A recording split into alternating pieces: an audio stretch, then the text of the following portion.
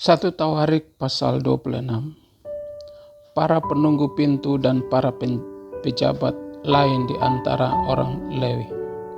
Tentang rombongan para penunggu pintu dari orang Korah, ialah Meselenya bin Koreh dari keturunan Ebiasaf. Meselemia mempunyai anak-anak, yakni Sakaria anak sulung, Yediel anak yang kedua, Sebaja anak yang ketiga, Yatniel anak yang keempat, Elam anak yang kelima, Yohanan anak yang keenam, Elionai anak yang ketujuh. Obed Edom mempunyai anak-anak, yakni Semaya anak sulung, Yosabat anak yang kedua, Yoah anak yang ketiga, Sakar anak yang keempat, Natanael anak yang kelima, Amiel anak yang keenam, Isakar anak yang ketujuh, dan Peuletai anak yang kedelapan. Sebab Allah telah memberkati dia. Bagi Semaya anak Obed Edom itu lahir anak-anak mereka, memegang pemerintahan di antara puak mereka. Sebab mereka itu adalah pahlawan-pahlawan yang gagah perkasa. Anak-anak Semaya ialah Otni, Refael, Obed, dan Elsabat, serta saudara-saudaranya, yakni Elihu dan semaknya, orang-orang gagah perkasa. Mereka sekalian adalah dari keturunan Obed Edom, yakni mereka sendiri, anak-anak mereka, dan saudara-saudara mereka. Masing-masing orang yang gagah perkasa cukup untuk pekerjaan itu. 62 orang jumlahnya dari Obed Edom, dan Meselmia mempunyai 18 orang anak dan saudara, orang yang gagah perkasa. Hosa dari Bani Merari mempunyai anak-anak, yakni Simri seorang kepala, sebab sekalipun ia bukan anak sulung, tetapi ayahnya mengangkat dia menjadi kepala. Hilkia anak yang kedua, Tebalia anak yang ketiga, dan Sakaria anak yang keempat. Semua anak dan saudara Hosea itu ada 13 orang. Rombongan-rombongan para penunggu pintu itu yang dibagi menurut kepala kaum mempunyai tugas melayani di rumah Tuhan, sama seperti saudara-saudara suku mereka.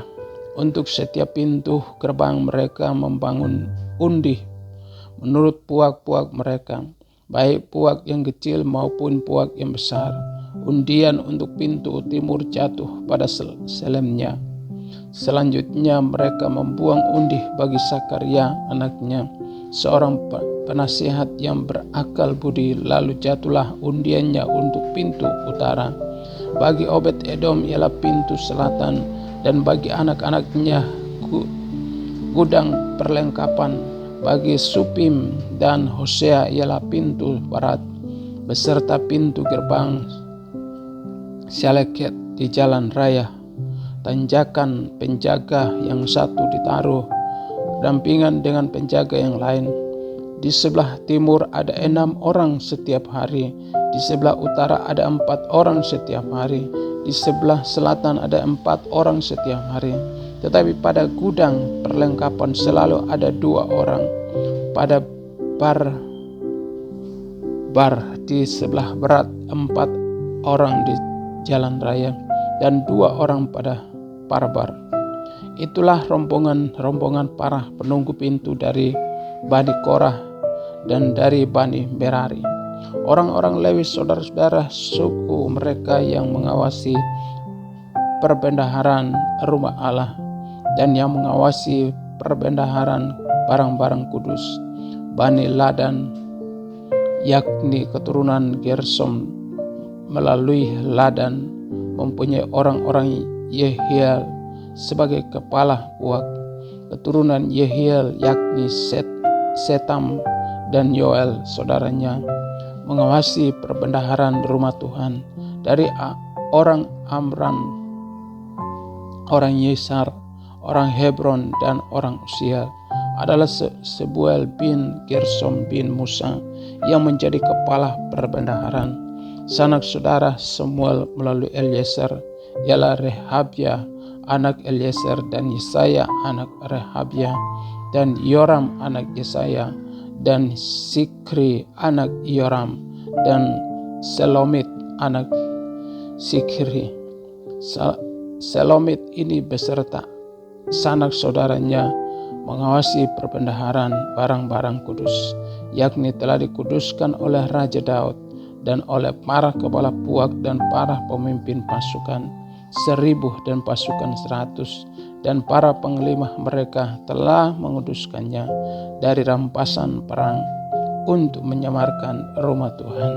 Juga segala yang dikuduskan oleh Samuel pelihat itu, oleh Saul bin Kis, oleh Abner bin Ner, dan oleh Yoab anak Seruya, ya segala barang yang dikuduskan ada di bawah pengawasan Selomit beserta sanak saudaranya.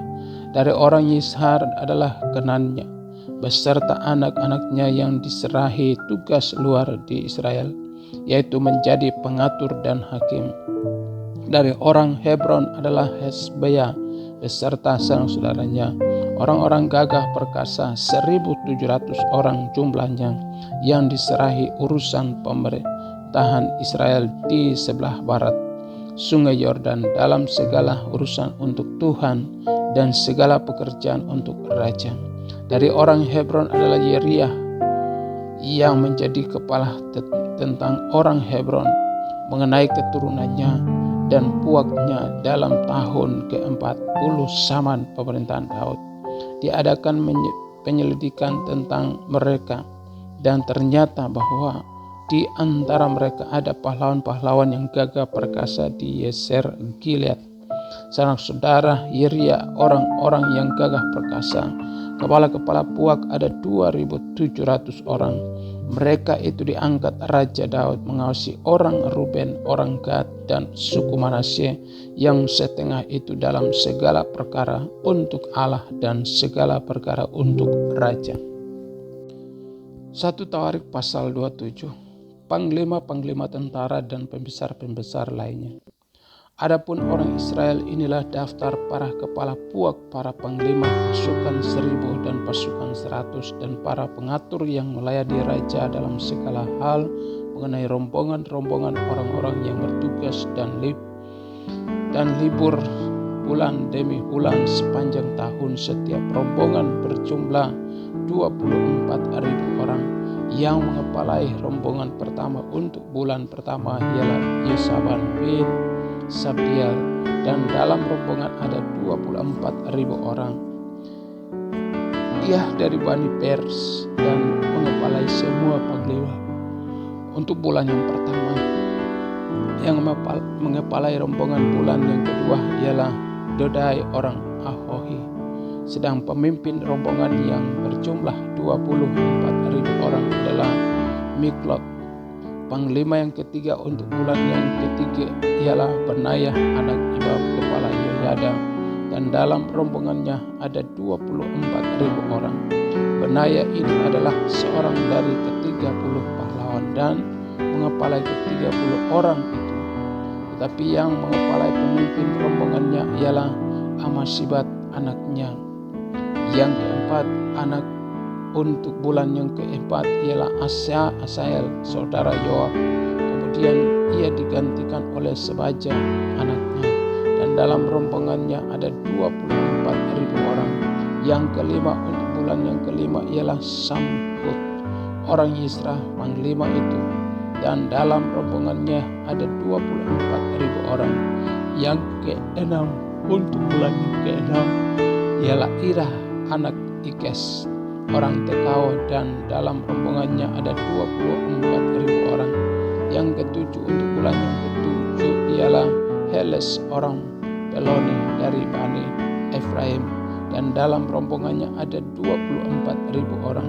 Yang kedelapan untuk bulan yang kedelapan ialah Sibhai orang Husah dari orang Serah itu, dan dalam rombongannya ada 24.000 orang. Yang kesembilan untuk bulan yang kesembilan ialah Abiezer orang Anatot itu dari Bani Benyamin, dan dalam rombongannya ada 24.000 orang. Yang ke-10 untuk bulan yang ke-10 ialah Meharai orang Netofah dari orang Serah itu, dan dalam rombongannya ada 24.000 orang.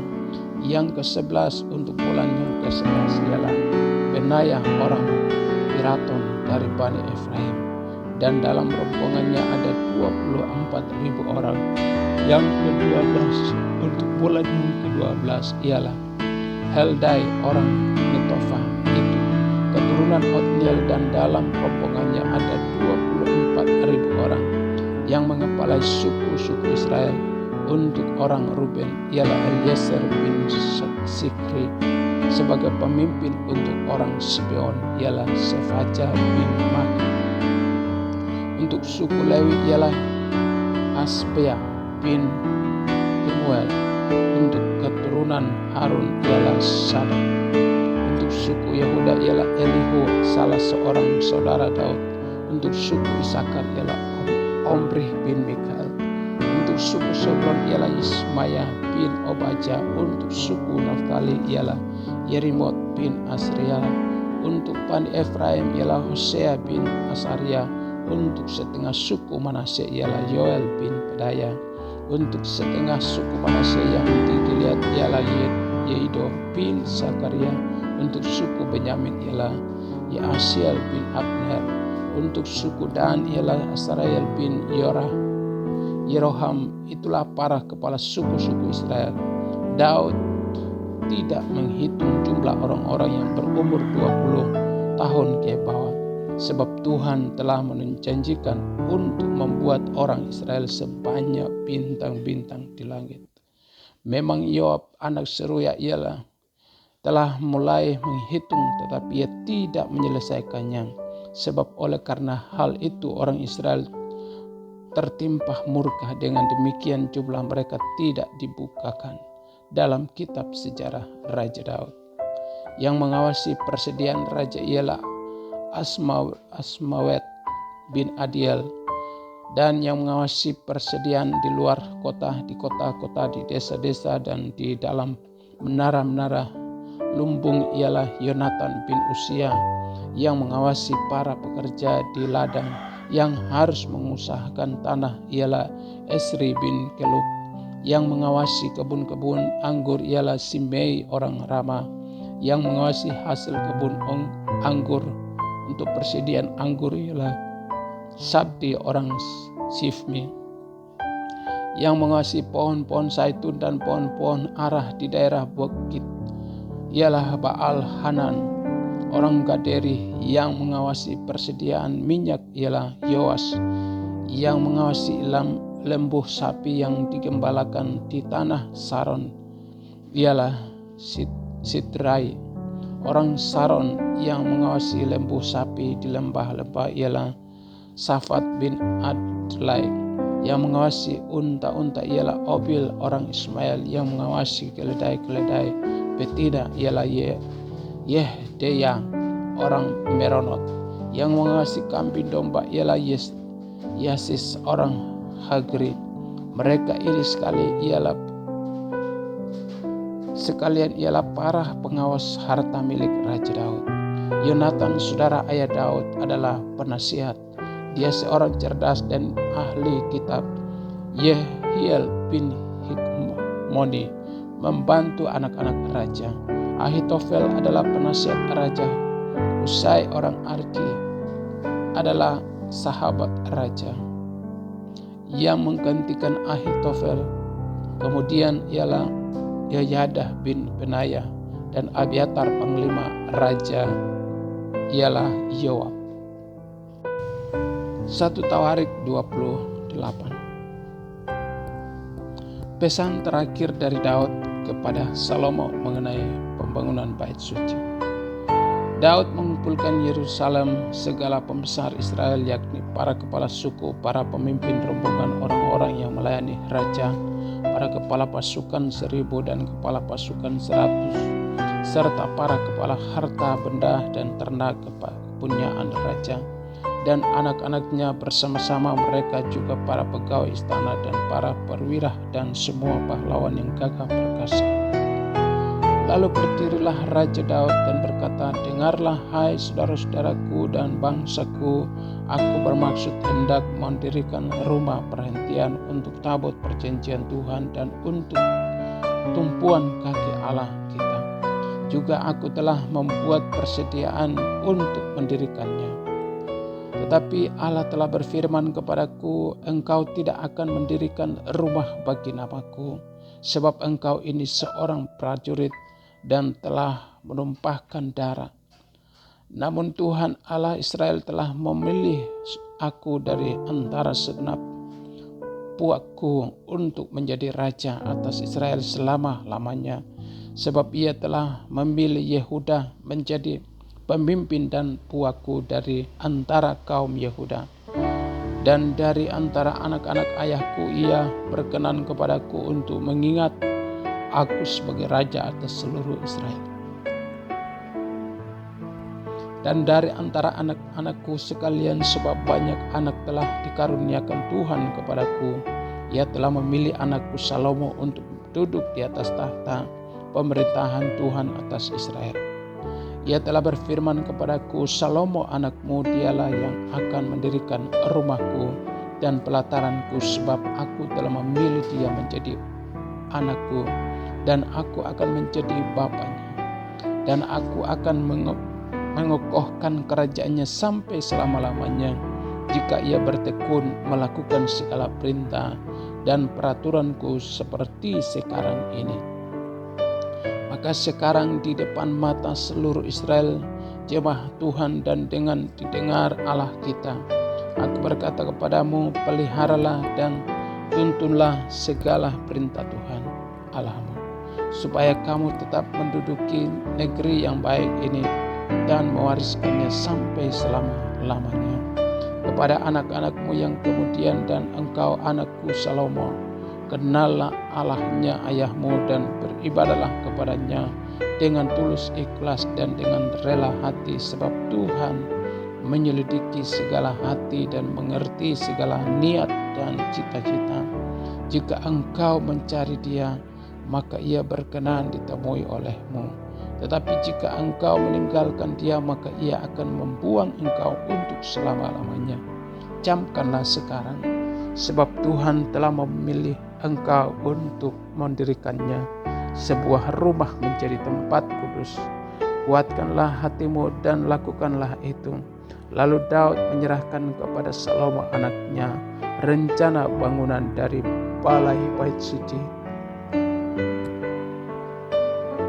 dan ruangan-ruangannya, dari perbendaharanya, kamar-kamar atas dan kamar-kamar dalamnya, serta dari ruangan untuk duduk pendamaian. Selanjutnya rencana dari segala yang dipikirkannya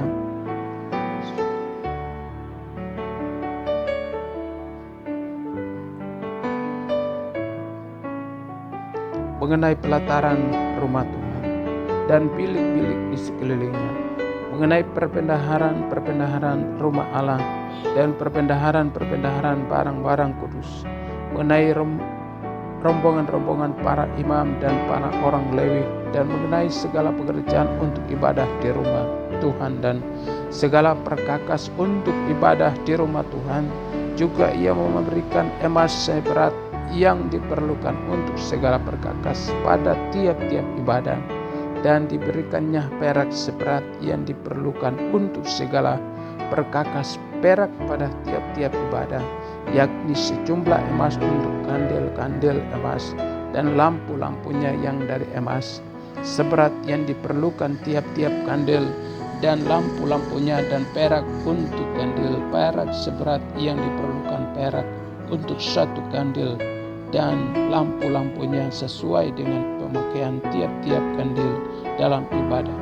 Kemudian diberikannya sejumlah emas untuk meja-meja roti sajian, meja demi meja, dan perak untuk meja-meja dari perak. Selanjutnya emas murni untuk garpu-garpu dan bokor-bokor penyiraman, dan kendi-kendi juga untuk piala-piala dari emas seberat yang diperlukan untuk tiap-tiap piala, dan perak untuk piala dari perak seberat yang diperlukan untuk tiap-tiap piala. Juga emas yang disucikan untuk mesbah pembakaran ukupan seberat yang diperlukan dan emas untuk pembentukan kereta yang menjadi tumpangan kedua kerub yang mengembangkan sayapnya sambil menudung tabut perjanjian Tuhan. Semuanya itu terdapat dalam tulisan yang diilhamkan kepadaku oleh Tuhan, yang berisi petunjuk tentang segala pelaksanaan rencana itu. Lalu berkatalah Daud kepada Salomo anaknya, kuatkan dan teguhkanlah hatimu dan lakukanlah itu. Janganlah takut dan janganlah tawar hati, sebab Tuhan Allahku menyertai engkau. Ia tidak akan membiarkan dan meninggalkan engkau sampai segala pekerjaan untuk ibadah di rumah Allah selesai. Sesungguhnya rombongan para imam dan para orang Lewi ada untuk melakukan segala ibadah di rumah Allah. Dan ada beberapa sukarelawan yang ahli dalam setiap tugas yang dapat membantu engkau. Juga para pemimpin dan seluruh rakyat ini sepenuhnya ada di bawah pemerintahanmu.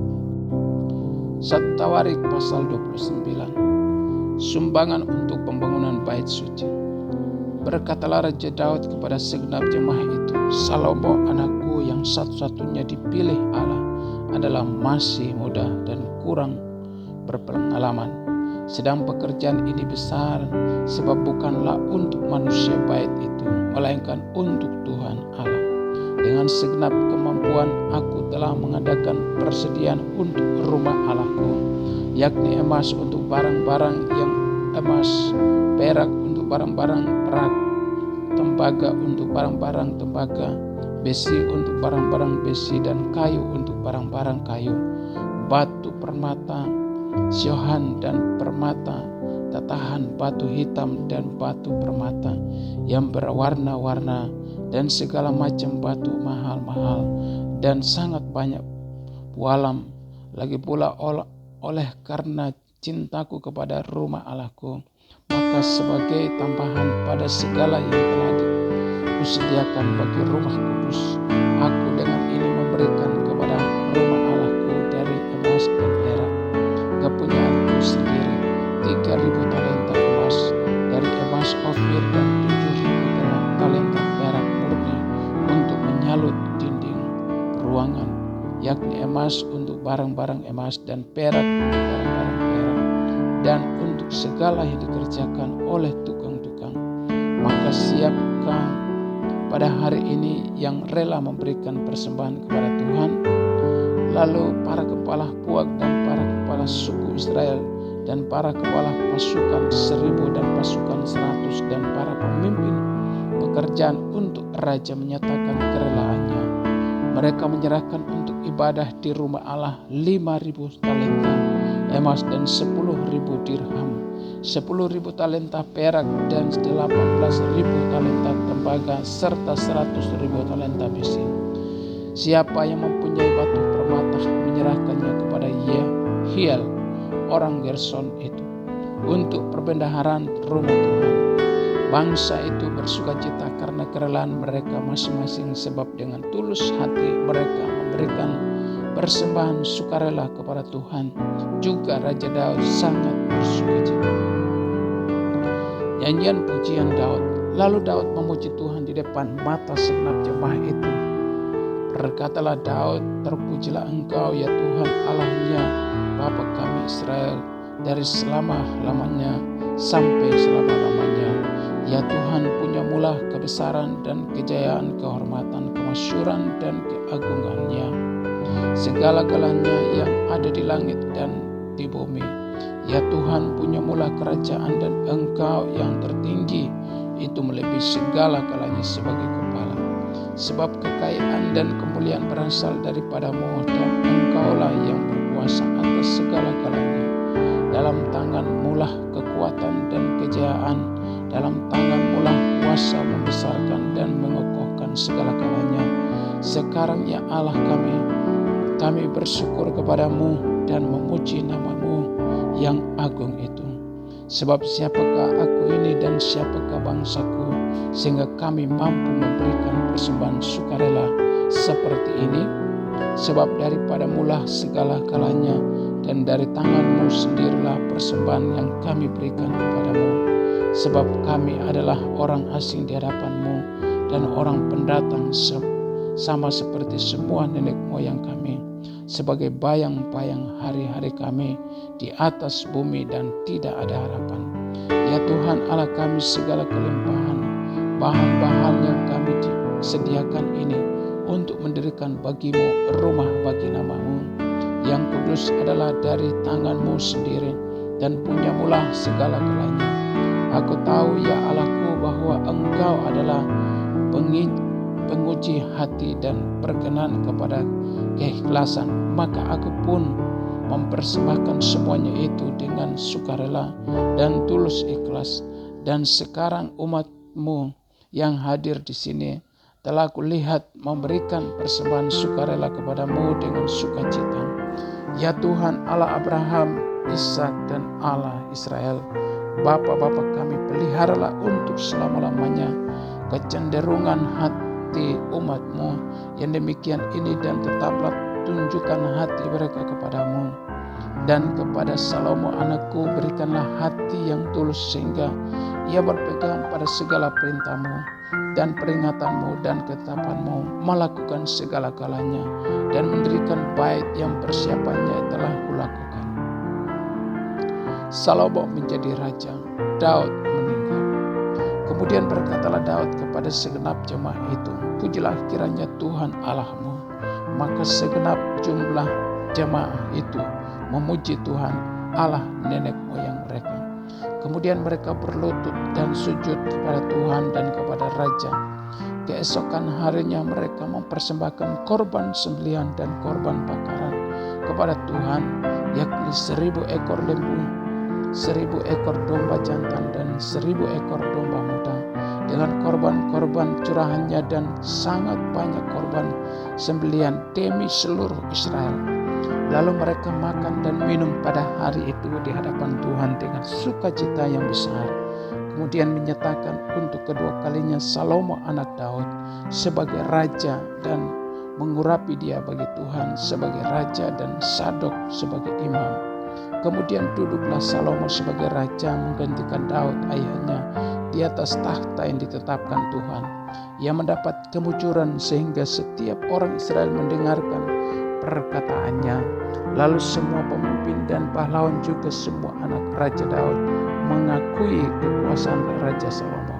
Tuhan membuat Salomo luar biasa besar di mata seluruh orang Israel, dan mengaruniakan kepadanya keagungan kerajaan seperti tidak pernah ada pada semua raja sebelum dia memerintah atas Israel. Demikian Daud Bani Isai telah memerintah atas seluruh Israel.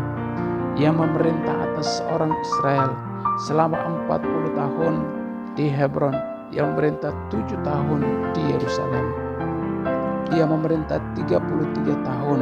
Kemudian matilah ia pada waktu telah putih rambutnya, lanjut umurnya, penuh kekayaan dan kemuliaan.